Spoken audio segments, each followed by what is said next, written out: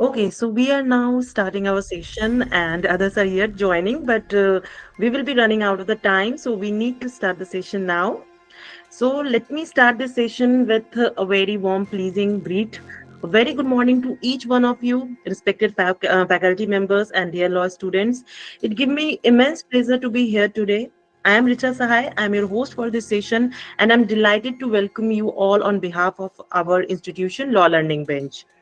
Before starting this session, I would like to extend my sincere gratitude to Thakur Ramanayan College of Law, who has provided this opportunity, and the esteemed faculty who has given us this wonderful platform where we can connect with all of you. It is always inspiring to see that institutions are actually creating such valuable platforms for learning and career developments apart from their own academic work and everything. They are even focusing on inspiring you all even more. So it is very grateful and very good to see that the organizations are this much dedicated. And apart from that, let me introduce you with our institution, Law Learning Bench. The institution is basically dedicated to provide practical legal training and skill development. And when we are talking about Law Learning Bench, we are actually committed with nurturing you the new generation of advocates with not only skilled in practice, but also ethical, articulate, and dedicate to uphold the justice. So our belief is quite simple, friends. We don't just teach law; we build advocates for justice. But before moving forward, I would like to just confirm with you all that I am actually audible, visible to each one of you. Can someone just quickly confirm this for me?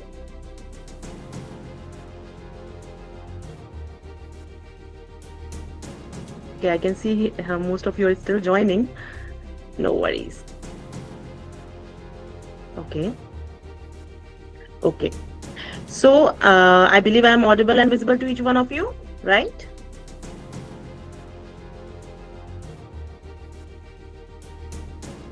Okay. Yeah. So moving forward, I was talking about Law Learning Bench, and now let me help you and introduce you with the founder of the Law Learning Bench, the visionary, the mind behind Law Learning Bench, who has started this initiative, Advocate Mithlesh Kumar Pandey, sir. He has experienced and the challenges of transitioning from law school to the courtroom himself, and that is the reason he decided to create this platform to help aspiring lawyers gain the confidence, knowledge, and hands on exposure which is needed to be successful in the upcoming legal profession that you are going to opt. So, I will now request Mitlesh sir to please start this session. Over to you, sir. Hello, guys, young lawyers. Good morning to all of you.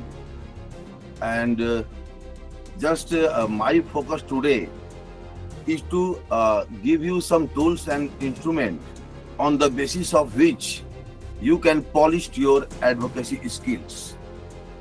इसके पहले कि मैं session start करूं, I will only explain two things. मैं दो बातें बताना चाहता हूं, and then I will start our journey.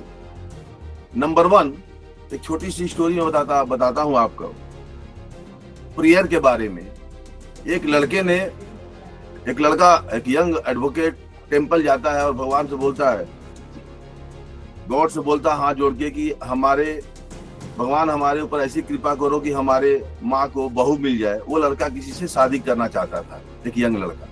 उसने बोला भगवान कुछ ऐसा करो कि मेरी माँ को बहू मिल जाए। अगले दिन उसके छोटे भाई की शादी एक अमीर लड़की से हो जाती है। उसके माँ को बहू मिल जाती है, लेकिन लड़के को वाइफ नहीं मिलती।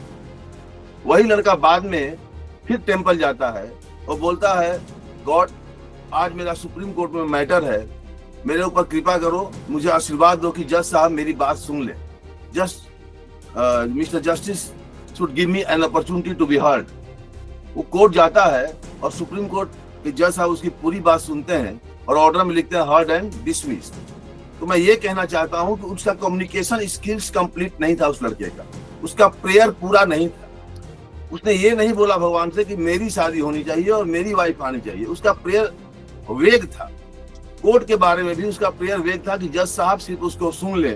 तो जज साहब ने सुन ली, लेकिन जो फैसला है अदालत का वो उसके फेवर में नहीं आया। तो मैं ये कहना चाहता हूं कि जब भी आप कोई ड्राफ्टिंग करें, कोई बात कम्युनिकेट करें कोर्ट को या क्लाइंट को, तो कम्युनिकेशन कंप्लीट होना चाहिए। इसके बाद में मैं और स्किल्स बताऊं तो मैं क्या आपको, ये हमारी जो लॉ लर्निंग बेंच है वो कैसे स्टार्ट होती है और कैसे आपके साथ कनेक्ट करती है। तो आप देखिए ये पहला slide, just this is the objective of session. The main objective of session is to explore how practical courtroom advocacy skills strengthen your legal education and to help students to build real-world courtroom competence alongside academic learning with KSTP, courtroom advocacy. You all know that you are the part of a good educational institute. जिस law college में आप पढ़ते हैं, Thakur educational trust, established in 1990, I think. And Thakur Education Trust is one of the most, I think, most popular among the young students. It's a very good college, well equipped with the faculty and moot court, etc. Thakur Education Trust has always aimed at lending a hand towards the welfare of the society also. And your college is very much competent and I have all infrastructure to equip you with the BEAR Act and all the laws. But the question is कि आप ये मानिए कि आप अपने law college में सब कुछ सीखते हैं, बहुत ही बढ़िया आपका लॉ कॉलेज है, बट ये कोर्स क्यों जरूरी है? I will come over to that.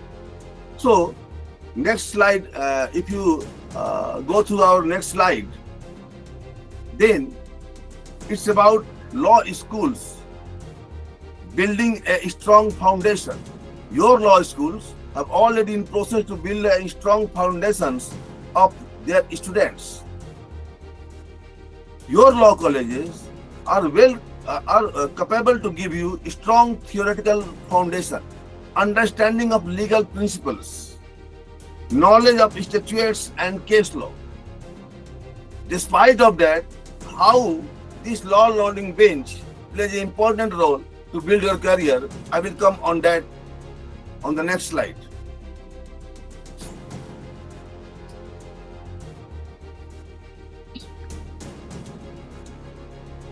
So my dear friends, law in books and beyond books. This is the burning question in the mind of all advocates. And what is the law in courtrooms?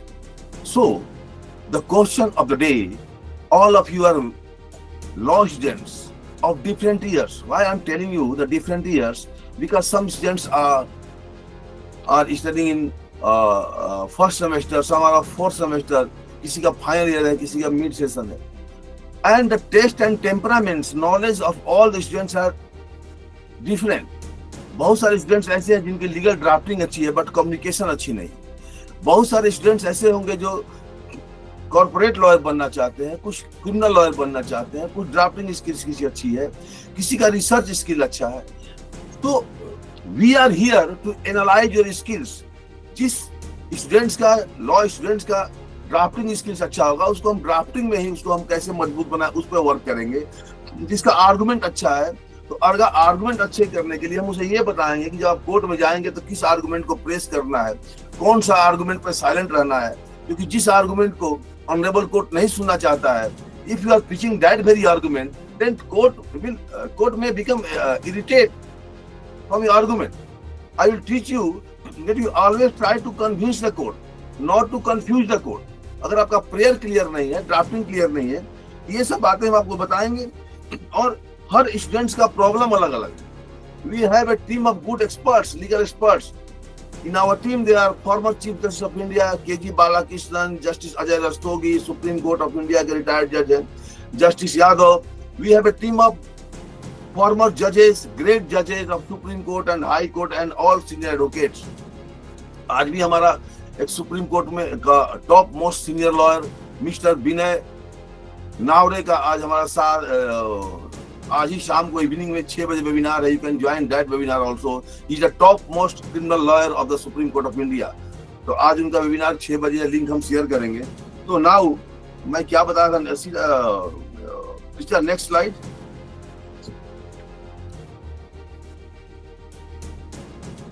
तो my dear friends, this is law students and legal professional contrast.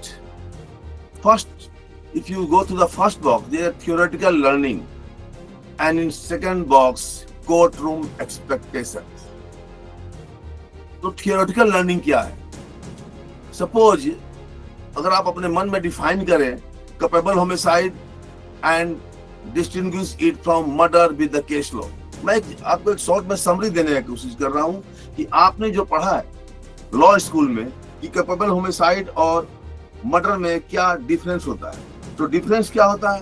Capable homicide कब होता है? दोनों में murder होता है, दोनों में एक आदमी की मौत होती है। डिफरेंस ये है, आपको ये सिखाया जाता है लॉ स्कूल में कि वो सडन प्रोवोकेशन में होता है, और जो मर्डर होता है उसमें हायर और clear intent of cause of death होता है। जो इंटेंट होता है मर्डर में वो मारने का ही होता है, बट कैपेबल होमिसाइड में वो सडन प्रोवोकेशन होता है। एंड कैपेबल होमिसाइड में आपने ये सीखा होगा कि likely to cause death, intent is not definitive in the capable homicide, intent to murder is not definitive, और जो डिग्री होती है इंटेंट की वो लोअर साइड में होती है, और मर्डर में मारने की जो डिग्री होती है, जो इंटेंशन होता है वो हायर साइड का होता है। एंड इसमें लाइकली टू कॉज डेथ होता है, उसमें डेफिनेट टू कॉज डेथ होता है। बट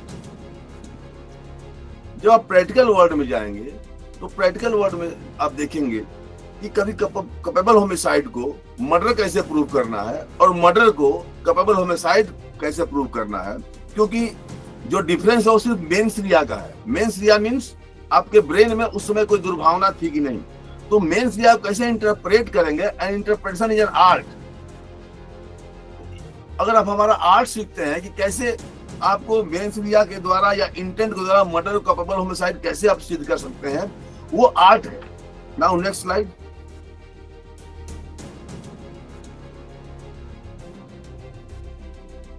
आपने अपने कॉलेज में, लॉ कॉलेज में आपके पास अच्छे फैकल्टी है, अच्छे टीचर है, मूड कोर्ट अच्छा होता है, सब कुछ आपके ये ठाकुर लॉ कॉलेज में सब कुछ अच्छा होता है। Everything is fine and your college is one of the best college of the India.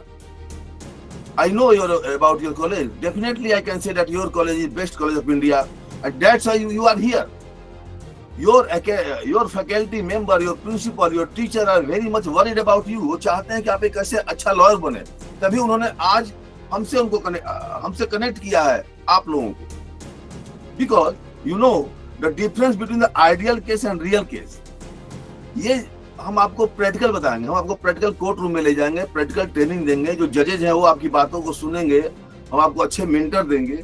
और डिफरेंस क्या है, जैसे आप देखें इस बॉक्स को, आप अगर लेफ्ट साइड में देखेंगे तो लिखा हुआ फैक्ट्स ओपन, कॉम्प्लेक्स और इनकम्प्लीट, जो आपको स्कूल में मिलता है, लॉ कॉलेज में मिलता है। Evidence documents may be missing और इनकंसिस्टेंट। प्रैक्टिकल में क्या होता है, party strategy shift dynamically, and in court room it requires application, analysis, strategic decision making and application of advocacy mind. There are two things. One, judges apply their judicial mind and you have to apply your advocacy mind, advocacy skills. मैं आपको इस बीच में last में मैं आपको एक actual MLC report दिखाऊंगा, medical report, और एक केस लॉ एक्चुअल जो हमारे जूनियर ने हैंडल किया था। उसके पहले मैं आपको एक छोटी सी स्टोरी बताता हूँ। आप हमारा ये सेशन सुनते सुनते उस स्टोरी के बारे में भी सुनिएगा। एक केस लॉ मैं देता हूँ। केस लॉ ये है कि one accused, his name is Mohammad and Zafar, there are 2-3 accused. They visited to the shop of their relatives, अपने रिलेटिव की शॉप पे जाते हैं और अपने रिश्तेदारी के बारे में बात करते हैं। उनकी बहन की शादी उनसे हो गई थी जिसके यहाँ वो विजिट किए थे, और अपने रिश्तेदार से बोलते हैं कि अपनी बहन को भेज दो, एक हमारे यहाँ फेस्टिवल आने वाला है। उसका रिश्तेदार बोलता है कि नहीं, अभी आपकी बहन को नहीं भेजेंगे, फेस्टिवल हमारे यहाँ भी है। इसी बात को लेकर झगड़ा होता है। झगड़े में दोनों तरफ से चाकू मारते हैं। जो एक्यूज्ड हैं वो अपने रिश्तेदार को कम से कम 20 चाकू मारते हैं, नाइफ और ब्लेड से 20 इंजुरी देते हैं। वो इंजुरी उनके वाइटल पार्ट पे भी है, नेक पे, चेस्ट पे, जहां मरने की संभावना है। स्टोरी इतनी ही है। दोनों के ऊपर 307 अटेम्प्ट टू मर्डर का केस होता है।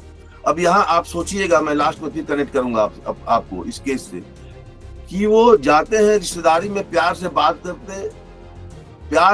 करते करते ये सडन प्रोवोकेशन है या वेल प्लानिंग है, ये आपको डिफाइन करना है।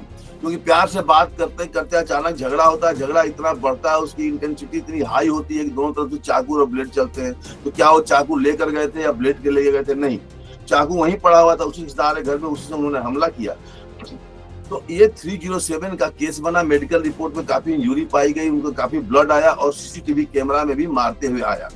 अब आपको लास्ट में पूछूंगा कि कैपेबल होमिसाइड है या अटेम्प्ट टू मर्डर था, और उसकी बेल होनी चाहिए। 307 जो पहले था आईपीसी में वो नॉन बेलेबल है और कॉग्निजेबल ऑफेंस है, मतलब as a matter of right आपको बेल नहीं मिल सकता। चाकू से जानलेवा हमला किया गया तो आपको बेल नहीं मिलेगा। ये बेयर एक्ट आप पढ़िए 307 जो पहले आता था आईपीसी में, अभी बीएनएस और बीएनएसएस हो गया है। लास्ट में कनेक्ट करूंगा। सो नाउ मैं क्यों बोल रहा हूँ कि आप क्लासरूम में क्या पढ़ते हैं, facts which may be often complex or incomplete, evidence documents may be missing or inconsistent। Court room में क्या होता है कि जो डॉक्यूमेंट मिसिंग है वो आप पुलिस से मांग सकते हैं। आप पुलिस से बोल सकते हैं केस डायरी ले आओ, थाने वाला लेके आएगा। पुलिस से क्या मांगना है, कहीं मर्डर हुआ है या मान लीजिए एनकाउंटर हुआ है, एनकाउंटर आपको जेन्युइन लग रहा है, you can ask the police officer to show you the case diary कि किस टाइम उन्होंने वो जो जीप या व्हीकल है किस व्हीकल से पहुंचे, व्हीकल का एंट्री क्या, माल खाने से उन्होंने पिस्टल पुलिस स्टेशन से उस इंस्पेक्टर या सब इंस्पेक्टर ने पिस्टल कब लिया, कितनी गोली उसको एलोकेट हुई, वो गोली किस अवस्था में थी, कितनी पुरानी थी, तो केस डायरी में सब कुछ मिलता है। तो रियल वर्ल्ड में क्या होता है, it requires application, analysis and strategic decision making power आपके माइंड में होना चाहिए। Next slide.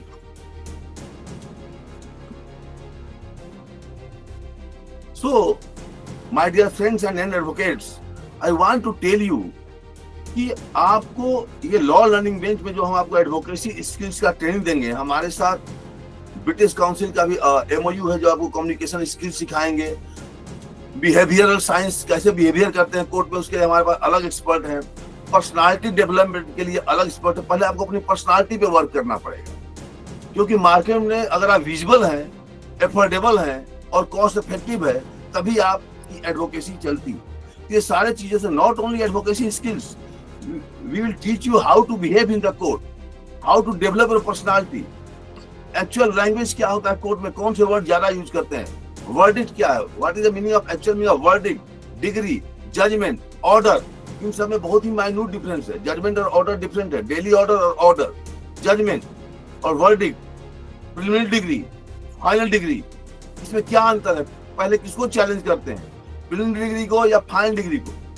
सपोज करो आप कल को एडवोकेट बनते हो, आपने गाउन और बैंड पहन के you have reached to the court room and suppose a bail application is there, you are well argued the case और बेल हो भी गया successfully, you have obtained the bail order from the court. Then bail होने के बाद वो मुजरिम, वो एक्यूज कैसे रिलीज होगा, क्या जज उसको फोन करेगा, बेल ऑर्डर कोर्ट को, जेलर को कौन पहुंचाएगा, वो डॉक्यूमेंट्स कौन से होते हैं जो बेल होने के बाद फिलअप किए जाते हैं, वो फॉर्म कौन सा होता है, कैसे वो ऑर्डर जेलर को जाएगा, जेलर कैसे उस कैदी को आइडेंटिफाई करेगा, ये पूरा प्रोसीजर पढ़ना होगा। तो now have a look for 2 minutes on this slides की challenges and complexities of case for young advocates. Court presentation with real cases involve complexities for young advocates, procedural confusion, complex rule, formats, and court-specific practice often overwhelm new advocates. Paperwork pressure, even small drafting or filing errors can delay justice or harm a client case. आप कभी कभी सुनते हो किसी terrorist का, जो बड़ा advocate है सुप्रीम कोर्ट के, बड़े नाम है, वो रात को आर्गुमेंट करते हैं, रात को सुप्रीम कोर्ट में केस लिस्ट हो जाता है। और जो जूनियर एडवोकेट्स हैं बॉम्बे हाई कोर्ट में या आपके डिस्ट्रिक्ट कोर्ट में, अगर आप फाइलिंग करते हैं, आप इसको ऑब्जर्व कीजिए, तो उनकी 2 दिन 3 दिन 4 दिन 10 महीने तक लिस्टिंग नहीं होती। आप गूगल पे सर्च करो, इलाहाबाद हाई कोर्ट में आज बेल एप्लीकेशन लगा है, इलाहाबाद हाई कोर्ट में 3-3 महीने लिस्टिंग नहीं होती। वहाँ के जो लॉयर्स हैं, लिस्टिंग का उनको एक्चुअल क्राइटेरिया नहीं मालूम कैसे लिस्ट करते हैं, पेपर बुक कैसे बनता है। आप कोई बेल एप्लीकेशन फाइल कर रहे हो, सिविल स्पेसिफिक रिलीफ एक्ट में कोई एप्लीकेशन आप कोर्ट में फाइल करते हैं, तो उसके इंडेक्स बनेंगे, इंडेक्स में कौन कौन से डॉक्यूमेंट होने चाहिए, क्रिमिनल केस में एफआईआर, चार्जशीट, मेडिकल रिपोर्ट और क्या क्या होना चाहिए, इम्प्यूज ऑर्डर लगना है नहीं लगना है, किस पेज पे लगना है, प्रेयर किस पैरे में करना है, ग्राउंड ऑफ द केस किस पैरे में करना है, ये सारा प्रोसीजरल चीज है, इसको सीखना पड़ेगा, जो कि आपको एडवोकेसी स्किल्स ट्रेनिंग से ही मालूम हो। क्योंकि ऑल इंडिया बार जो है, ऑल इंडिया बार काउंसिल या आपका जो स्टेट बार काउंसिल है, उसने कोर्स को ऐसा डिजाइन किया है कि उसी में के दायरे में जो आपका लॉ कॉलेज है उसी दायरे में पढ़ा पाएंगे। क्योंकि वो सिलेबस ही ऐसा ड्राफ्ट किया गया। अब सिलेबस से बाहर पढ़ाना उनको अलाउ नहीं है। जो बेहतर पढ़ा सकते हो लॉ कॉलेज सब कुछ आपको दे रहा है, बट जो सिलेबस में है ही नहीं, कोर्ट रूम क्राफ्ट नहीं है, कोर्ट में आपको लेफ्ट साइड में खड़े होना है, राइट साइड में खड़े होना है, फर्स्ट डे में कोर्ट में क्या, हर डेट में आर्गुमेंट नहीं होता है, फर्स्ट डेट में नोटिस होना है या सम्मन होना है या ऑर्डर होना है, ये स्किल्स है। Now struggle for credibility, gaining trust of जजेस, how you can gain the trust of जजेस। किसी एडवोकेट का ऐसा इंप्रेशन होता है कि जज उन पे बिलीव करते हैं, ये एडवोकेट गलत नहीं बोलेगा, ये कोर्ट को कंफ्यूज नहीं करेगा, ये कोर्ट को कन्विंस करेगा। तो we will teach you how to gain trust of जजेस and senior advocates, how to gain the clients. Takes more than theoretical knowledge. ये थियोरेटिकल नॉलेज में क्लाइंट को कैसे हैंडल, पहला बात मेन प्रॉब्लम क्या है यंग एडवोकेट्स को, कंप्लीट करने बाद उनको क्लाइंट नहीं मिलते। मैं आपको बताऊंगा क्लाइंट कैसे मिलते हैं, और क्लाइंट मिल गया, सपोज करो आप मिडिल क्लास फैमिली के हो या लोअर मिडिल क्लास फैमिली के हो, और आपके पास अच्छा ऑफिस नहीं है, आपके पास आर्गुमेंट करने का स्किल्स है, you are well aware with the facts and their acts, लेकिन आपको रोड पे खड़ा होगा, आप इसे 10 लाख रुपए फीस मांगोगे, आपका क्लाइंट 10 लाख रुपए नहीं देगा फेथ करते हुए, वो जानता है कि आप अच्छे एडवोकेट हैं, लेकिन फेथ कैसे करेगा? तो how to develop faith with the clients, client management. My dear friends, this is very much important part of advocacy, कि how to get the clients and how to manage the clients, how to be develop trust on the clients. मैं जब junior था तो राम जेठमलानी साहब अच्छे criminal lawyer थे, एक बार मुलाकात हुई, मैंने उनसे पूछा सर मैं भी आपके जैसा आर्गुमेंट करना चाहता हूँ शुरुआती दिनों में, मैं कौन सा एक्ट पढ़ूं, कौन सा कमेंट्री पढ़ूं, कैसे अपने आप को तैयार करूं। राम जेठमलानी साहब ने हमसे कहा था कि Mister Pandey, don't go in details how to argue. First, go in details how to get the clients. If you get the clients, you can buy the book and you can work hard. You can develop your advocacy skills and argument skills. पहले ये सोचो client कैसे मिलेंगे, client मिलेंगे तभी अपना knowledge show कर पाओगे। सपोज कि कोई बहुत बड़ा डॉक्टर है, उसके बाद मरीज ही नहीं है, तो इलाज किसका करेगा वो? We will guide you how to get the clients and how to develop the relation with the client and referral clients. क्योंकि एडवोकेसी में एडवोकेट्स एक्ट 1961 में यू कांट एडवर्टाइज योरसेल्फ। आप ऐसा नहीं कह सकते कि मैं बहुत अच्छा एडवोकेट हूं, आप कोई भी क्राइम करके आओ मैं बेल करा दूंगा, आप नहीं कह सकते। Then what is the way? That we will teach you. Now struggle for credibility, this is the main question. All young advocates and first generation lawyer specially are suffering from this type of problem, struggle of credibility, confidence challenges, lack of real court room exposure, affects presentation, argument and body language. That I mean to say, body language के लिए हमारे पास अलग experts, क्योंकि body language से बहुत कुछ बिना बोले बहुत सी बातें कम्युनिकेट हो जाती है। कम्युनिकेशन कंप्लीट होनी चाहिए, from client to advocate and advocate to client, then from advocate to जज एंड जज टू क्लाइंट एंड जज टू एडवोकेट। ये पूरा लाइफ साइकिल कम्युनिकेशन की बिल्कुल कंप्लीट होनी चाहिए। आप इसको नोट कर लीजिए। Now ethical crossroads, real cases, being decisions on integrity, client conduct and professional ethics. So you have to, ये मैं शॉर्ट बता रहा हूँ, we have very limited time, हम एक एक चीज पे वर्क करेंगे, हम आपको पॉलिश करेंगे। आपके मतलब आप ऐसा समझो आप कि एक आपके पास भी कार है और एक और आदमी है जो वर्ल्ड कार रेस में मार्क्स साहब, उनके पास एक कार है। दोनों कार को ड्राइव करने के लिए दोनों कॉम्पिटेंट, दोनों को ड्राइविंग आती है, एक अच्छे नेशनल हाईवे पे आप कार ड्राइव कर। लेकिन जो आपका कंपटीटर है उसके कार पे धूल जमी हुई है, फॉग है, और आपका कार का शीशा क्लियर है। बेहतर कौन चलाएगा? बेहतर वो चलाएगा जिसके कार पे फॉग नहीं है, धूल नहीं जमी। तो हम वो धूल साफ करेंगे, क्योंकि आप, मेरे को अच्छे से मालूम है कि आप एक अच्छे लॉ कॉलेज से आ रहे हो, लेकिन जो धूल जमा हुआ कार पे उसे हमें साफ करना है, मान लीजिए, और गलत तरीके से नहीं, सही तरीके से। अगर आप बार बार साफ देखने के लिए अपनी आंखों को साफ कर रहे हैं, आंख में दवा डाल रहे हैं कि आपको अच्छा दिखाई दे, फिर भी नहीं दिखाई दे रहा है, इसका मतलब कचरा आपकी आंख में नहीं, आपके चश्मे में पड़ा हुआ है। इस चश्मे पे अगर कचरा पड़ा रहेगा, अगर स्पेक्स ही गंदा है, तो बार बार आप आंख साफ करो तो कोई फायदा नहीं। तो आंख आपका क्लियर है, आपका विजन क्लियर है, आप अच्छे लॉ कॉलेज से आए हो, लेकिन जो आंखों पे चश्मा पड़ा हुआ है इसको क्लियर करना है, वो एडवोकेसी स्किल्स है। Next slide.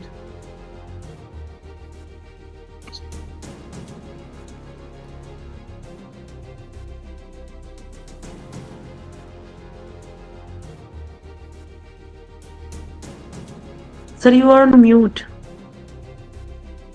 Sorry. Challenges and complexities of case. By the question, can you prove that the accused intended to cause death, not merely had knowledge? Now, identify applicable sections. Sections of murder and culpable homicides.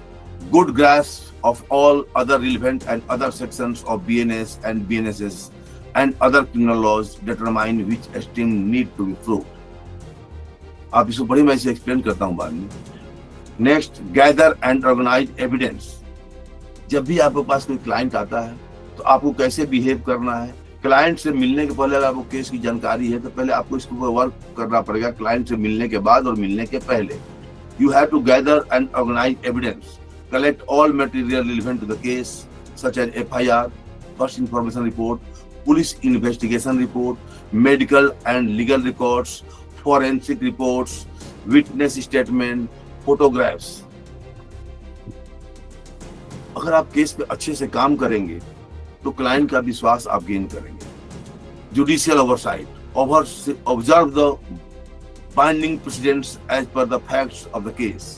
Evidencing, examination in chief and cross examination.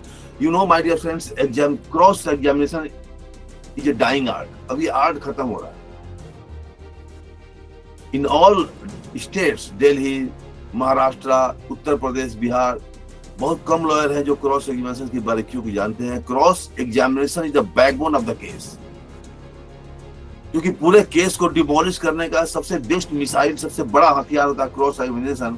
अगर ये art आपको आ गया, आपको पूरी advocacy सीखने की जरूरत नहीं है। Don't go with the drafting, कैसे आर्गुमेंट करना, आपको कुछ नहीं आता। अगर सिर्फ आपने लुथरा साहब का नाम सुना होगा, senior advocate supreme court of India. नहीं सुना तो आप गूगल पे सर्च कीजिए। लुथरा साहब की सिर्फ क्रॉस की फीस थी more than crore in one day.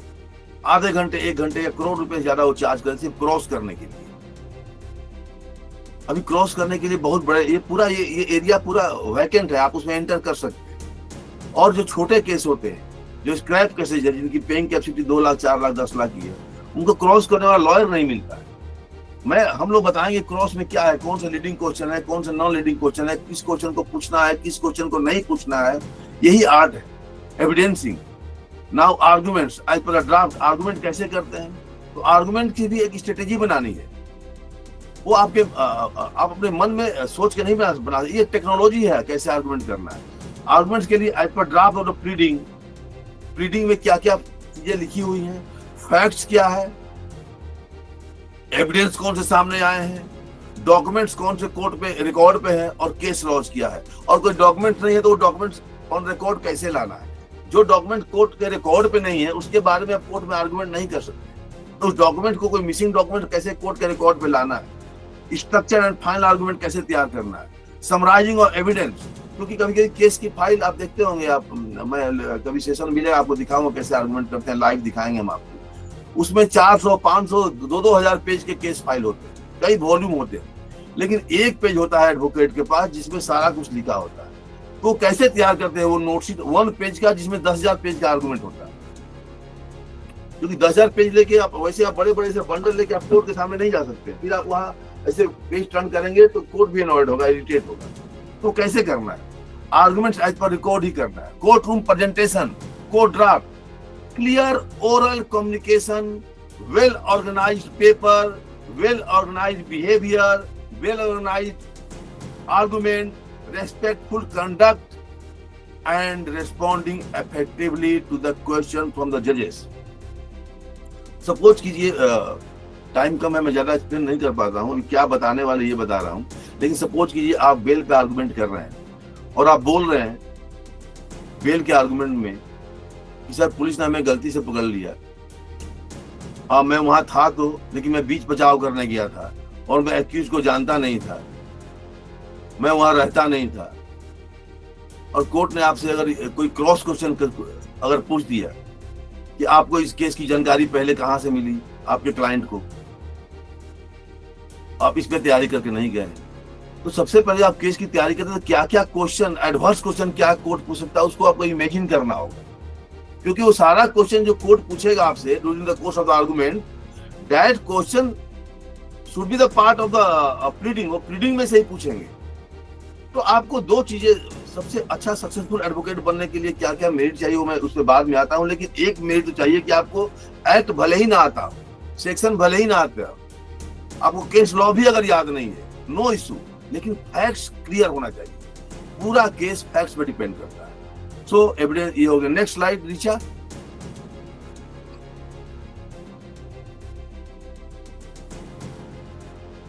Now how you all young lawyers move from classroom to courtroom, from your law colleges to the world of litigation. जो litigation legal industry है, more than 1,000 crore की industry है।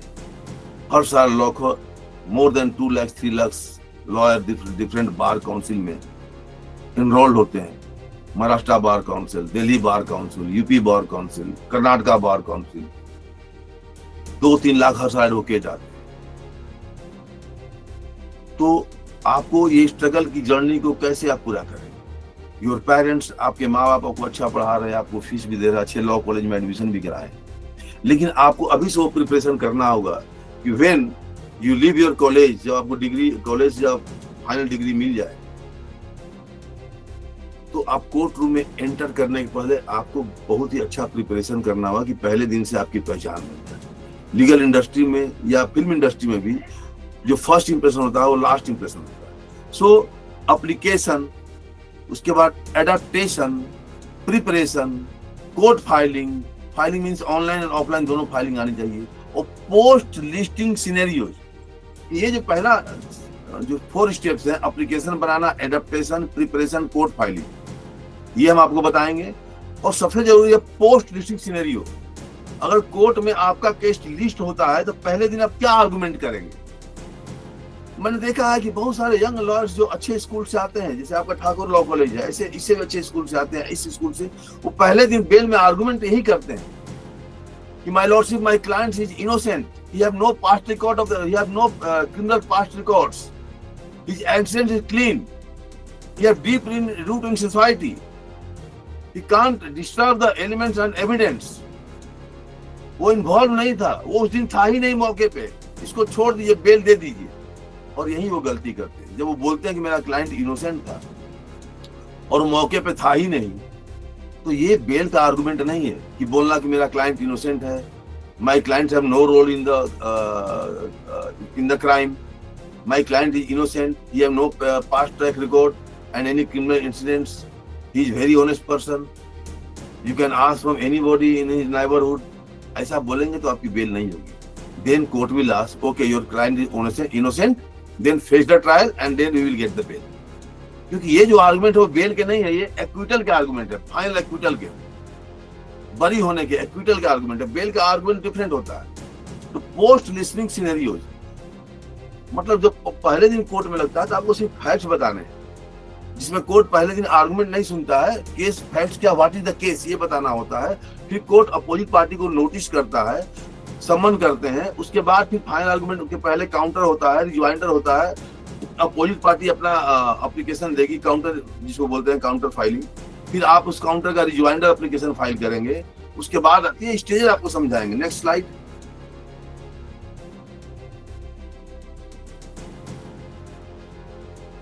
Now building on your academic foundation. Law schools, जैसा मैंने पहले कहा है, you are the part of very brilliant law schools, and your law schools equips you with essential theoretical principles that form the bedrock of the legal expertise. At Law Learning Bench, we will deliver you something different. At Law Learning Bench, we complement this foundation with hands-on skills, working alongside your academic institutions to develop well-rounded legal professionals ready for the challenge of the practice. We will equip you with all the essential equipments. वो सारे हथियार, सारे missile, सारे equipments आपको मिलेंगे, जिससे आप real world में जब एंटर करेंगे तो लोग कहेंगे ये एडवोकेट कमाल का है, और जज भी आपकी तारीफ करेगा। Next slide.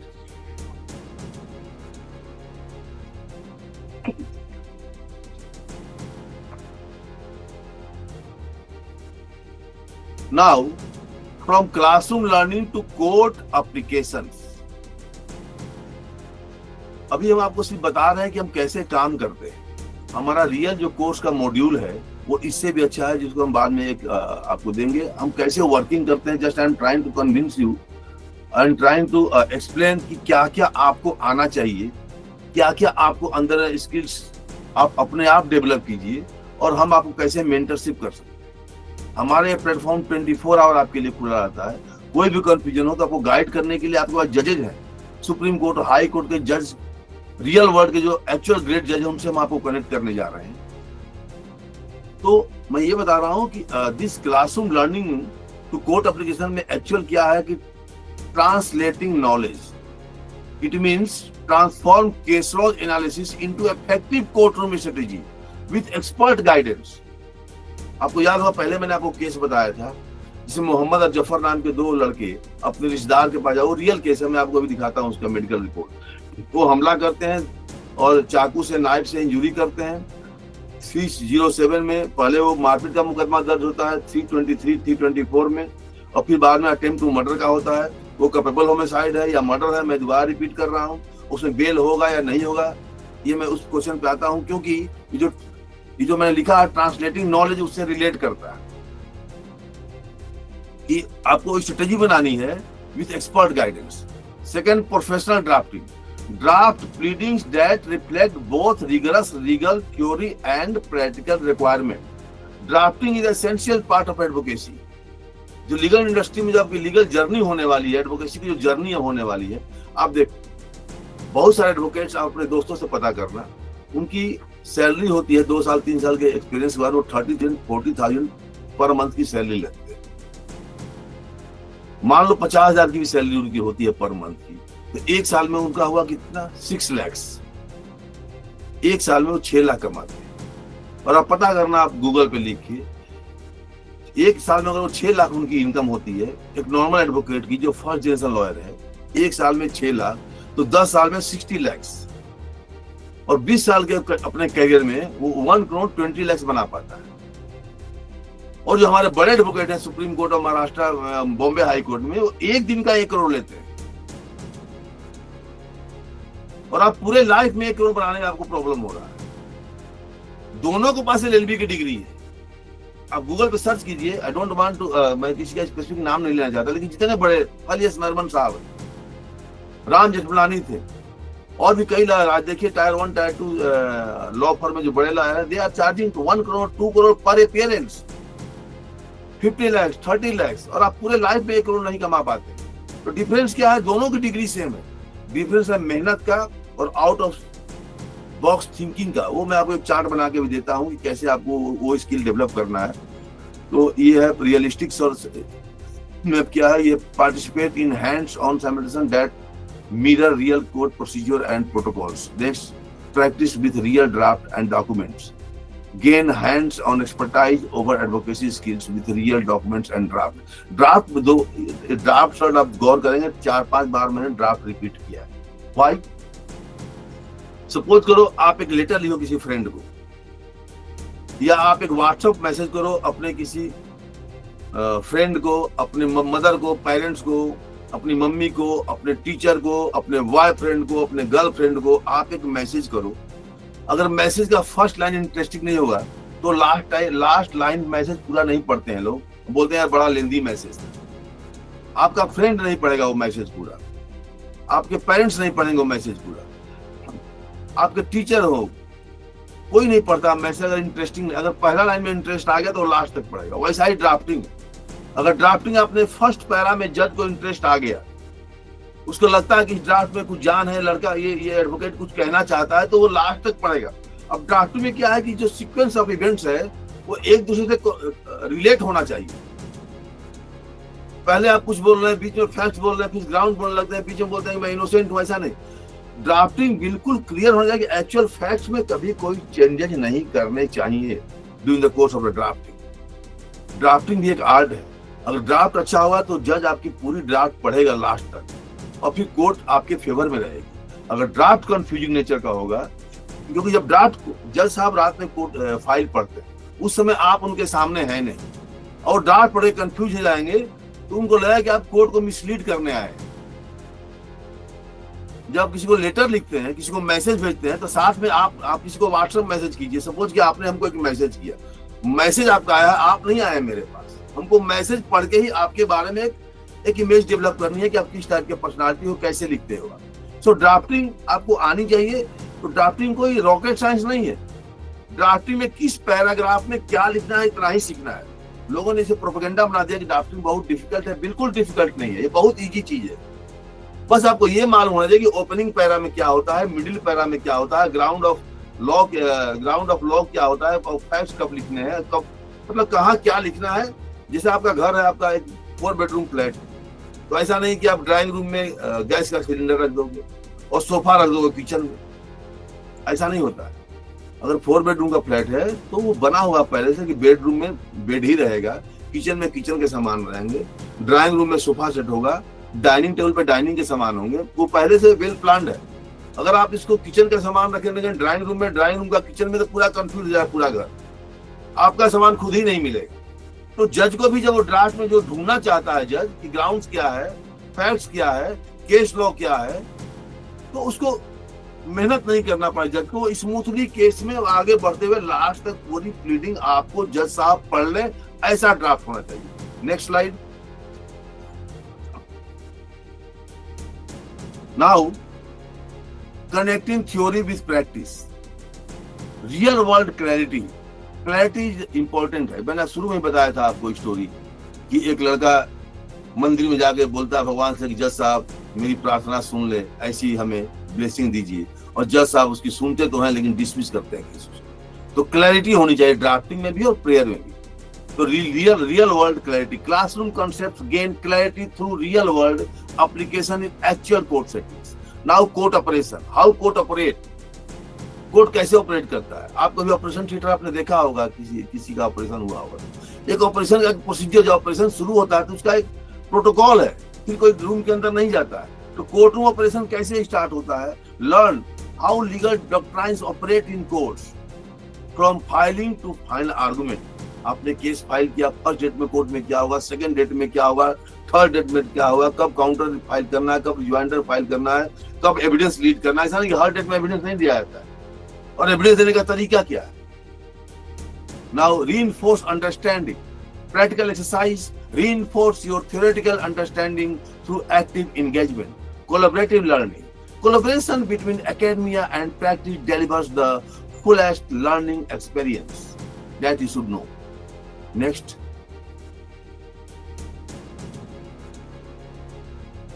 Now, this is our program. We are here.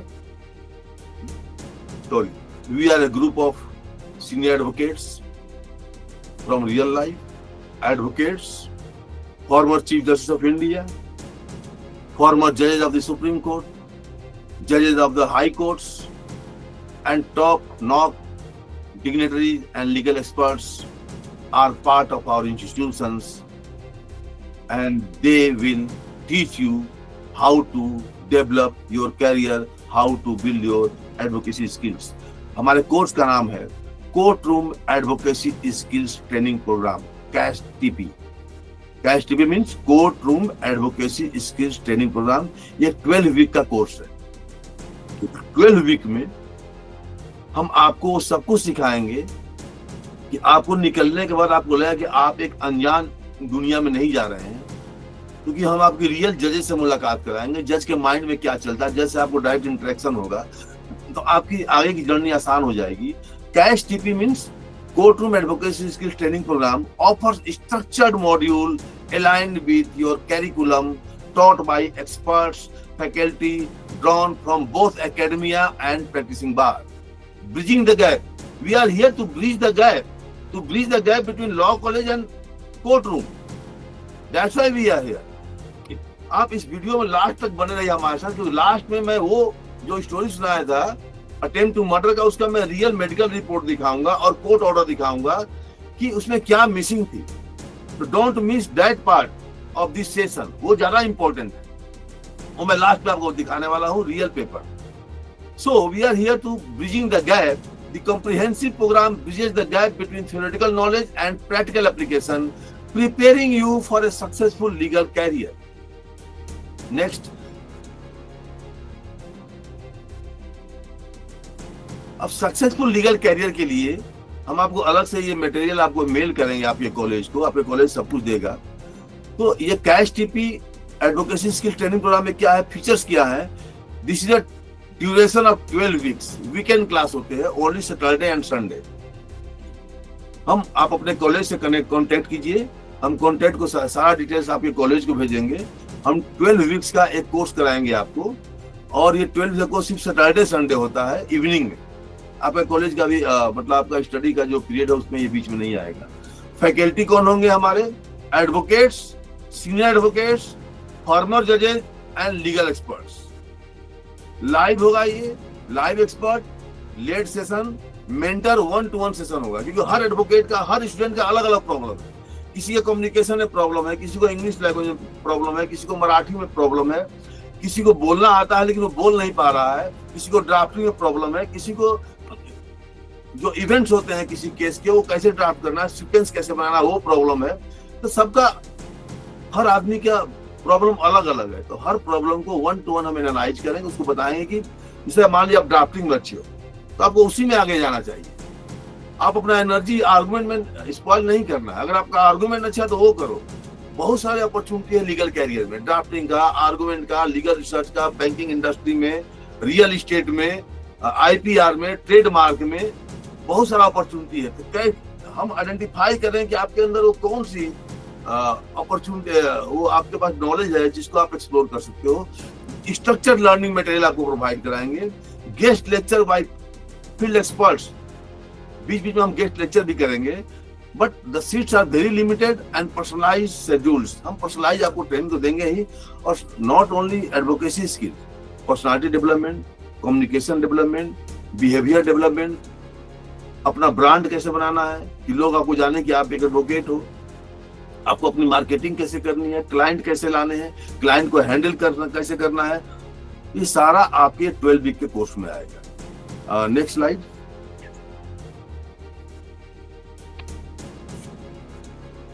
Just 1 minute. This is the how we enhance your legal educational experience. मैं आपको दोबारा अब याद दिला दूं कि वो केस के बारे में भी आप सोचते रहिए, क्योंकि आप अपने आप को जज कर पाएंगे कि उस केस में जो मैंने बताया था उसमें बेल होनी चाहिए या नहीं होनी चाहिए, क्योंकि वो नॉन बेलेबल सेक्शन है।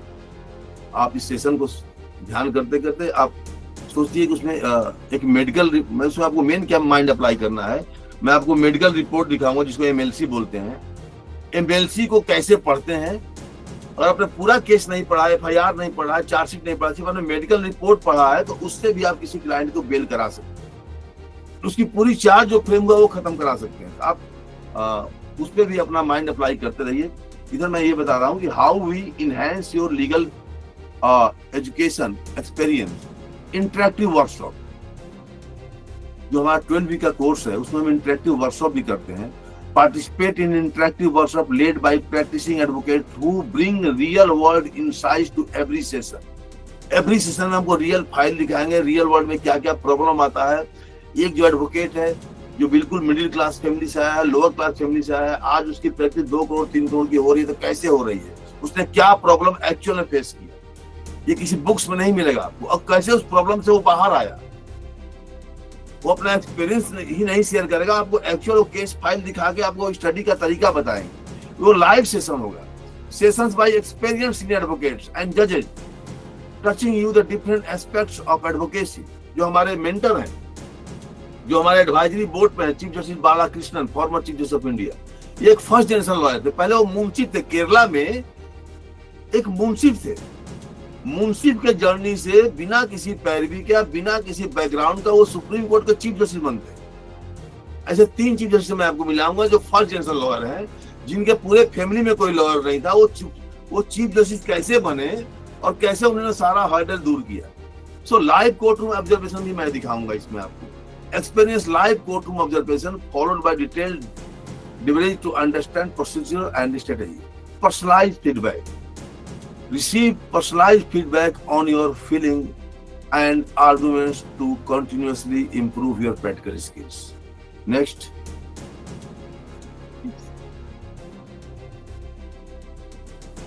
Essential skills for every advocate. आप इसको लिख लीजिए कि आपका पूरा आपका जो लीगल जर्नी है, क्योंकि आप सब हिंदुस्तान के बड़े एडवोकेट बन रहे हैं, लीगल जर्नी कैसे कंप्लीट करेंगे। तो उस पर मैं आने से पहले आपको ये बताऊं कि how you can become a successful lawyer, how you can become a rich lawyer. इसके लिए क्या एजुकेशन करना है, building legal expertise, how to build legal expertise, इसके ऊपर एक कोर्स है। Client, how to get the client and how to handle the client and how to manage the client. Client management क्या होता है, how to gain practical expertise, communications, ethical conduct and mentorship guidance. We will provide mentorship guidance and how you mark your online presence and offline presence when you start your legal journey. How you develop your networking, reputation and perception. Advocate के लिए उसकी reputation and perception बहुत जरूरी है। सभी लोग नाम बोल के इस केस को कपिल सिब्बल से मैं आर्गुमेंट करता हूँ, या राम जेठमलानी साहब पर नहीं रहे, उनका नाम लोग लेते थे पहले। तो ये रेपुटेशन, ये परसेप्शन कैसे लाना है वो आपको हम बताएंगे अपने कोर्स में, कि लीगल मिस्ट्री क्या है, deep understanding of laws, procedure and recent legal developments, research proficiency क्या है, stress time management, balancing workload and emotions with reliance and discipline, court room presence, confidence, clarity, respectful conduct that command attention, negotiation ability, how you negotiate with the court and how to negotiate with the clients. Court से भी negotiation होता है, court भी negotiate करती है। Open court में आप बोल रहे हैं कि काइंडली क्वेश द कोर्ट केस, अब क्वेशिंग का एप्लीकेशन है। क्वेशिंग के एप्लीकेशन में आपने कोर्ट को नेगोशिएट करके बेल के लिए रेडी कर लिया। कोर्ट में अगर बेल नहीं हो रहा तो आपने फिर नेगोशिएट किया कि entry for to the next date तक बेल दे दिए, till the completion of the firing hearing आप इनको accuse should be release on the bail. तो नेगोशिएशन स्किल्स कैसे डेवलप करना है कोर्ट के साथ और क्लाइंट के साथ। एनालिटिकल थिंकिंग क्या है, strong reasoning to evaluate facts, evidence and precedents. Excellent communication, communications means oral communication, written communication and real communication। 3 तरह कम्युनिकेशन आपको हम सिखाएंगे। Oral communication, how to communicate with client and courts. Written communication, इसमें सबसे बड़ा part क्या है, communication से पहले आता है लिसनिंग, एक्टिव लिसनिंग। जैसे कि कोई क्लाइंट आपके पास आया, छोटा सा केस लेके, आपको सब कुछ पता है, क्लाइंट को पहले जानते, उसने बोलना शुरू किया कि वकील साहब, I have extended a loan to my friend and he is not paying the loan amount and we have a check, that check has been already bounced. So can we file a case under the NI Act? अब आप पूरी बात उसको सुनना नहीं चाहते, जो आपको सब कुछ पहले से मालूम, ठीक है आप चेक दीजिए, मैं लीगल नोटिस देता हूँ। नो, आपको अपने क्लाइंट की पूरी बात सुननी है। जब पूरी बात सुनेंगे तो उसमें कुछ और भी फैक्ट्स आएंगे। वो जब फैक्ट्स को आप इंटरप्रेट करें क्लाइंट को, तो क्लाइंट आपसे इंप्रेस्ड होगा, फिर वो आपको नाम दूसरे एडवोकेट को भी रेफर कर सकता है, दूसरे क्लाइंट को भी सोसाइटी में। तो एक्टिव लिसनिंग क्या है, और फिर ये persistence, adaptability, develop thick skill. क्योंकि बहुत जब एडवोकेसी में आएंगे तो कुछ लोग आपकी बुराई करेंगे, क्लाइंट आपको बोल सकता है कि एडवोकेट अच्छा नहीं है, कोर्ट में आपको डांट पड़ सकती है, कोर्ट आपसे अनॉयड हो सकता है, कोर्ट आपके आर्गुमेंट से कभी कभी इरिटेट हो सकता है। तो आपको एडेप्टेबिलिटी कैसे डेवलप करनी है, how to develop thick skin, मोटी चमड़ी, thick skin, to handle negative response and refine your approach whenever necessary.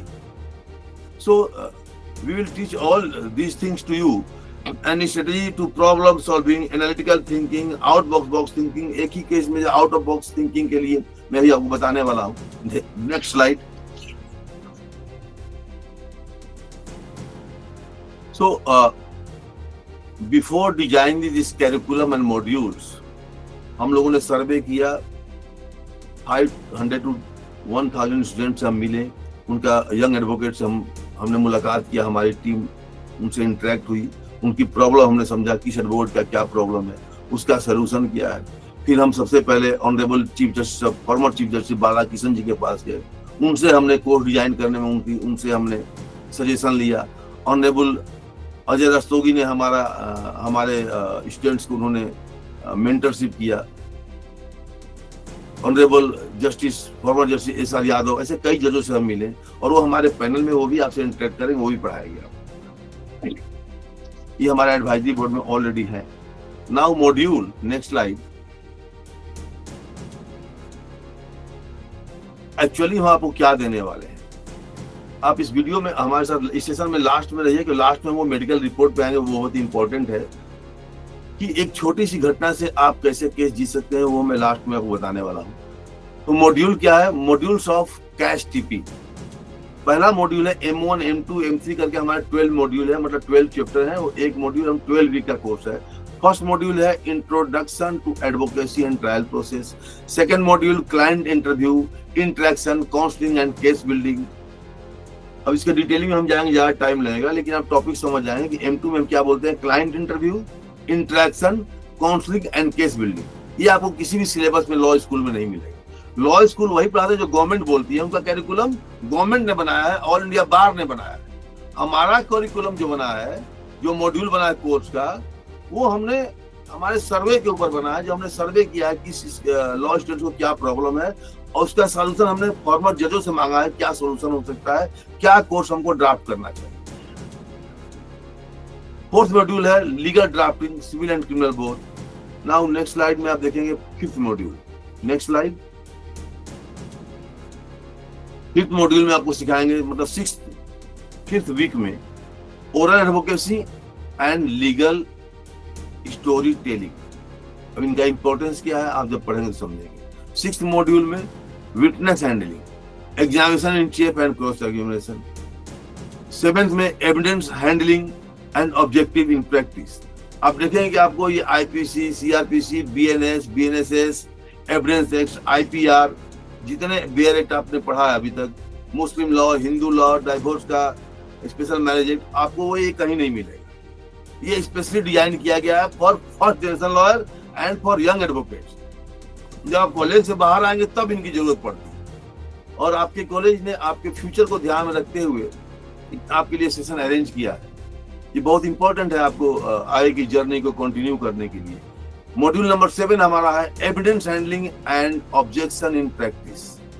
Module 8 how to get the bail, how to draft the bail, what are the parameters to handling the bail applications, appeals, revision, post trial. Appeal है, आप सबको पता है कि appeal किया जाता है किसी ऑर्डर से। अगर आप जो इम्प्यून ऑर्डर है उसके अगेंस्ट हम अपील करते हैं। अपील कितने तरह के होते हैं, फर्स्ट अपील, सेकंड अपील, फिर RFA होता है, रेगुलर फर्स्ट अपील।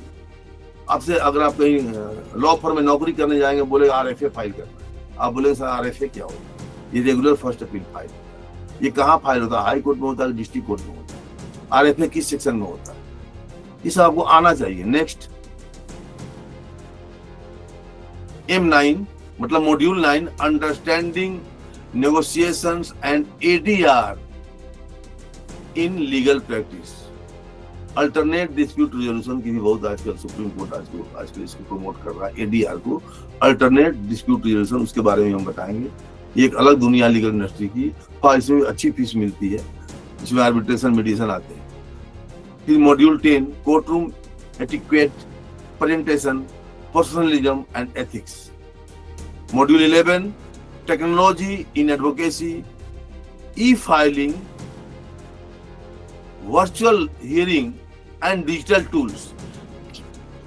कैसे आप ऑनलाइन एप्लीकेशन तैयार करेंगे, ऑनलाइन फाइल करेंगे, और वर्चुअल हियरिंग में कैसे पार्टिसिपेट करेंगे, वर्चुअल हियरिंग के क्या क्या प्रोटोकॉल है, वो सब बताएंगे आपको। उसके डिजिटल टूल्स क्या है, फिर ये बताएंगे जैसे आप मान लो आपको आपने LLB कर लिया, एनरोलमेंट हो गया, आपको बैंक में नौकरी लग गई। बैंक में क्या बोलते हैं, अगर आप 138 सर्फेसियल डील कर रहे हो, बैंक में आप रिकवरी सेक्शन में हो, या लॉ सेक्शन में हो, तो आपको एक दिन में 400 नोटिस, 2-2 हजार एप्लीकेशन बनाने पड़ते हैं, 2000 एप्लीकेशन। तो मेल मर्ज की कौन सी टेक्निक है कि एप्लीकेशन कैसे आप ड्राफ्ट करेंगे, मेल कैसे करेंगे ऑफिसर्स को, मेल ट्रिक्स क्या है, परफॉर्मेंस क्या है, ये सारा आपको हम बताएंगे ये 12 वीक के कोर्स में। ये 12 वीक कोर्स आपको होगा। अब नेक्स्ट स्लाइड से पहले ऋषा वो दिखाना आप जो मेडिकल रिपोर्ट था जो हमने केस लॉ डिस्कस किया। Sure.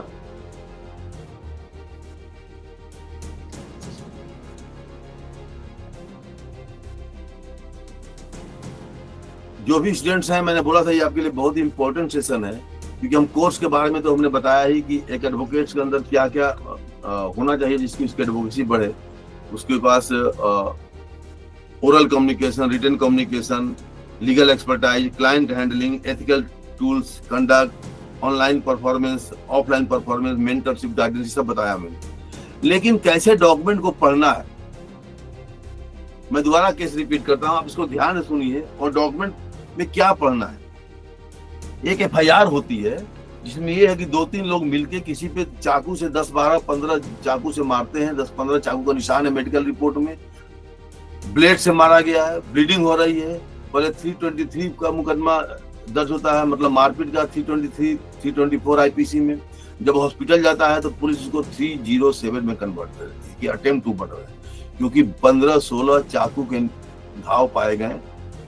कहाँ पे? वाइटल पार्ट पे, गर्दन पे और चेस्ट पे। लेकिन उस केस में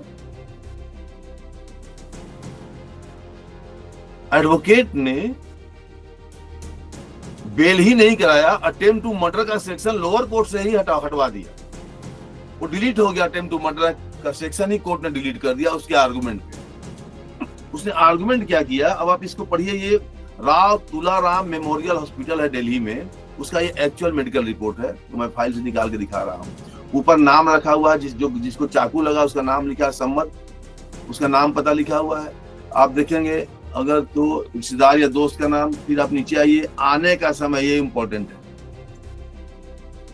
मैं दोबारा रिपीट कर रहा हूँ कि जो एक्यूज है उन्होंने 10-15 चाकू और नाइफ और ब्लेड से वार किया था गर्दन पे और सीने पे, अटेम्प्ट टू मर्डर का केस। अब इसकी बेल करानी है आप। अब बेल का आर्गुमेंट आप करेंगे कि इनोसेंट है, मौके पे था नहीं, इसकी गलती नहीं है, वो एक अलग आर्गुमेंट है, उस पर बेल होने के चांसेस कम थे। यहाँ देखिए क्या है, एक्यूज जो विक्टिम है जिसको चाकू लगा है, वो देखिए पहले लाइन में जो पेंसिल से मार्क किया हुआ है गोल गोल, आने का समय 4:10 PM 10th May 15, 10 मई को शाम को 4 बजे वो हॉस्पिटल में उसकी एंट्री होती है इलाज कराने। पुलिस स्टेशन क्या है? नजफगढ़। सिपाही का नाम लिखा हुआ जो उसको हॉस्पिटल लेके आया, और ये भर्ती का तारीख, मतलब हॉस्पिटल में भर्ती होता है 10 मई को। अब इधर उसको क्या ऊपर करना थोड़ा। अब ये देखिए, ये लिखा हुआ है 1W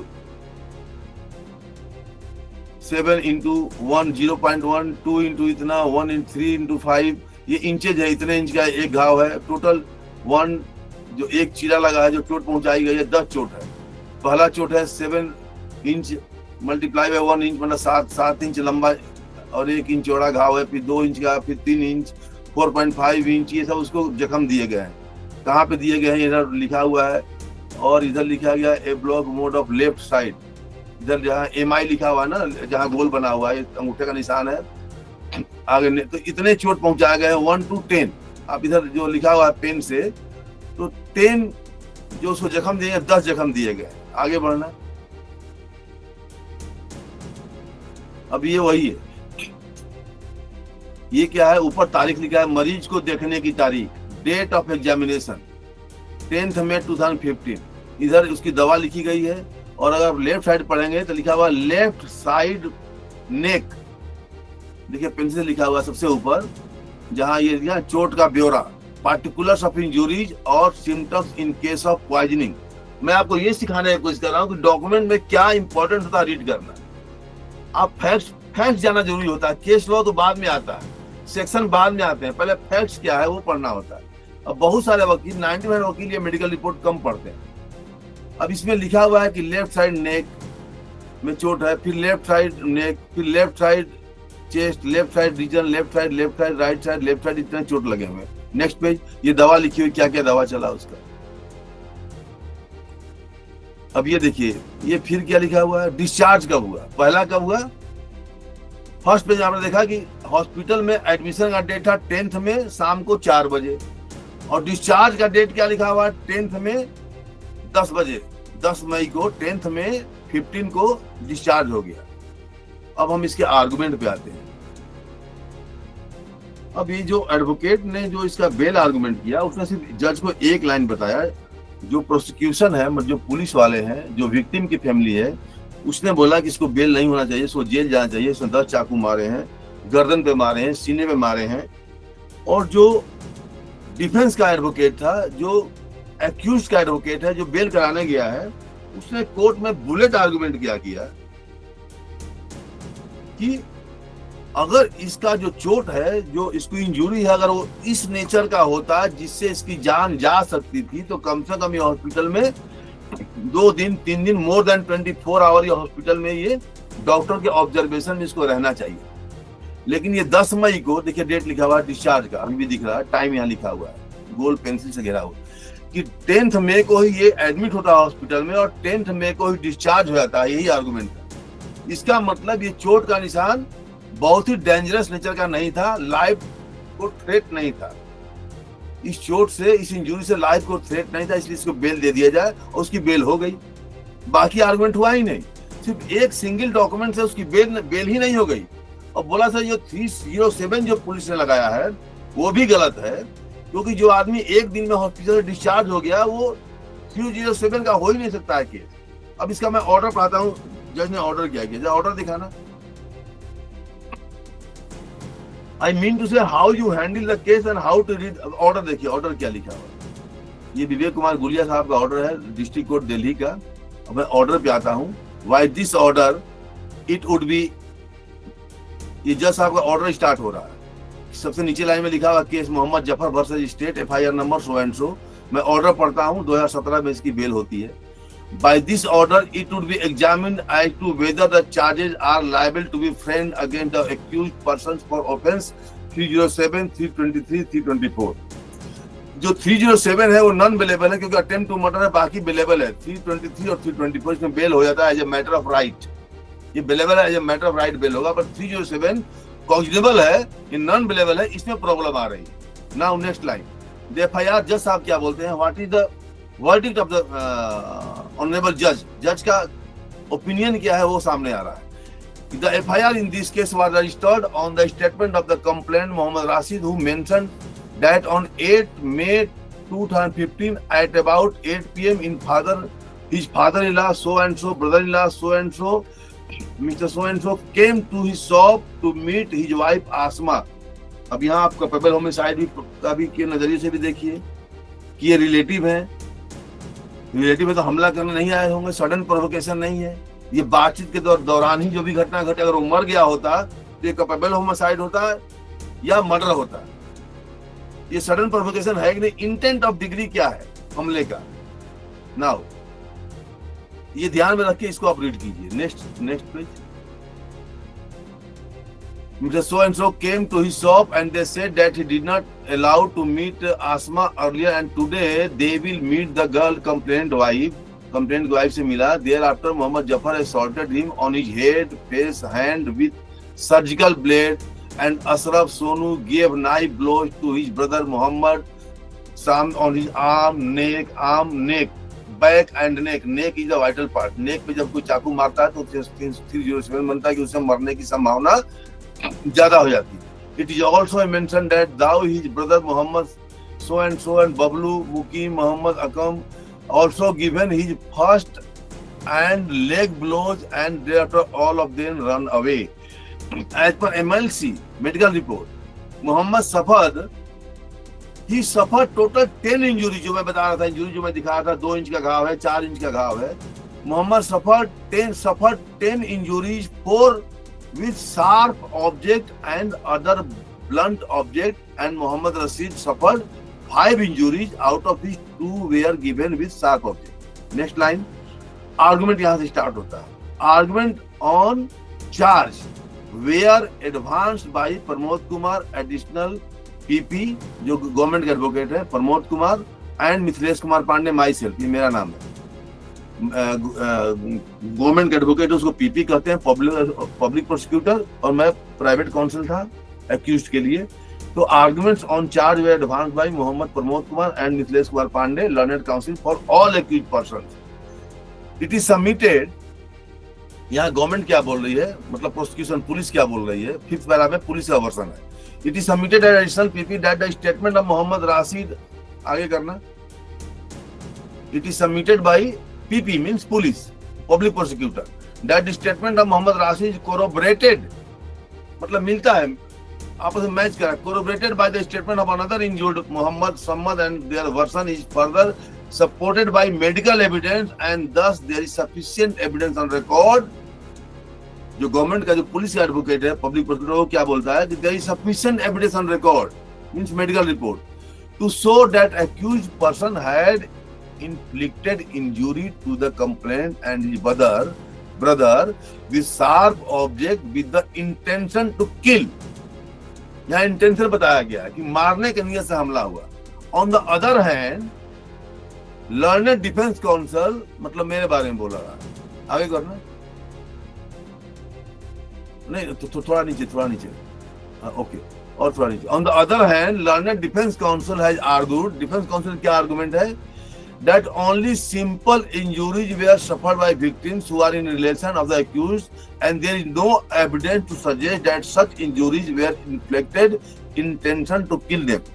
डिफेंस काउंसिल क्या बोलते हैं कि इंजूरी तो है, लेकिन इंजूरी ऐसा नहीं है कि वो मर जाए। इंजूरी है, नॉट डिनाइड, क्योंकि आप आर्गुमेंट में सब कुछ डिनाई करेंगे किसी को बचाने के लिए, तो जज उस बात को कंसीडर नहीं कर पाएगा। आपको सच्चाई के साथ रहना, you are the officer of the court, आपको बोलना है सर इंजूरी तो है, but injury is not of that nature that can take the life of the victim. So such injuries were inflicted not with the intention to kill them। Next para 6th, it is settled position of law that though the nature of injuries are not decisive for attributing the offense of attempt to murder, but it is also relevant factor to be taken into account while a certain capability of the assailants where injuries have been attributed, the same are required to be considered to see the attending circumstances as to whether the accused had knowledge or intention to cause the murder। knowledge था या नहीं। next para, in the case in hand it is evident that both injured and suffered simple injury as per MLC। क्या लिखा हुआ है, injured and suffered simple injury, मतलब grave injury नहीं है, ये important है, simple injury as per MLC Mohammad suffer had 4 injuries with sharp object on left ear, left side neck, ये जो बॉडी का पार्ट है नेक वो वाइटल है, and left side specular it is noteworthy that all injuries were opined to be only skin deep। ये skin dip शब्द important है, मतलब स्किन जहां तक चमड़ी थी स्किन में ही गया, स्किन से नीचे नहीं गया जहां ब्लड का वेसल्स होता है। इंजूरी स्किन को ही डैमेज किया, स्किन के नीचे नहीं गया जहां वेन होता है, जहां से ब्लड रेगुलर फ्लो करता है, वहां नहीं गया, स्किन में ही गया, skin deep. Other 6 injuries were opined to be caused with blood force at the right head, finger, forefinger, leg as per MLC Mohammad. इसे हम पढ़ेंगे लास्ट में ना, क्योंकि ज्यादा टाइम लग जाएगा। कंक्लूड करते हैं।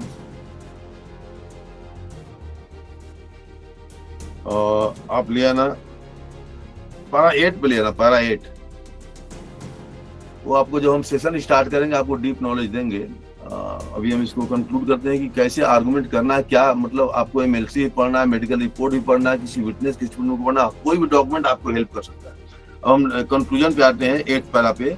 It is noteworthy that injured Mohammad Samad had snatched the knife illegally used by 8 to 9 पे आते हैं। 9th में क्या है, learned defence counsel has rightly pointed out that both the parties are in close relation and no strong motive attributed to accused person to form an intention to injured per kill।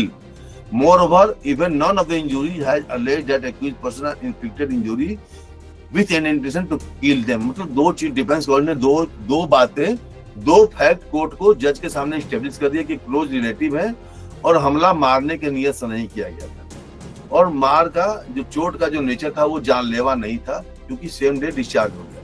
10th पारा, it is argued bye defence council, 10th थोड़ा ऊपर करना, it is argued bye defence council that accused person has not gone to the shop of the complainant with intention to quarrel, मतलब visit उनका intentional नहीं था, that has been established with them and they had gone there only to meet their daughter and sister.